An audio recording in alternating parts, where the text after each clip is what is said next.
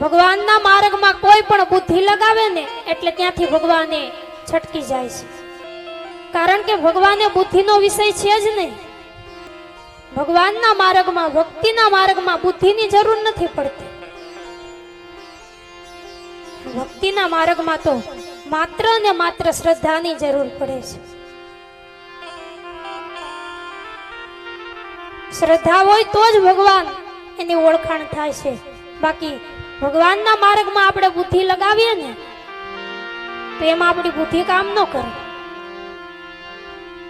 ભગવાનને પ્રાપ્ત કરવો હોય તો એના માટે તો બુદ્ધિને એક બાજુ મૂકી દેવી પડે.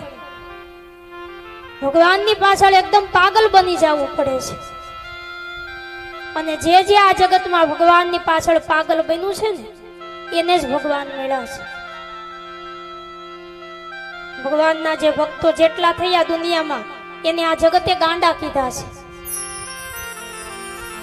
અને ગાંડાને જ ભગવાન મળે છે, બુદ્ધિવાળાને, બુદ્ધિશાળીને ન મળે.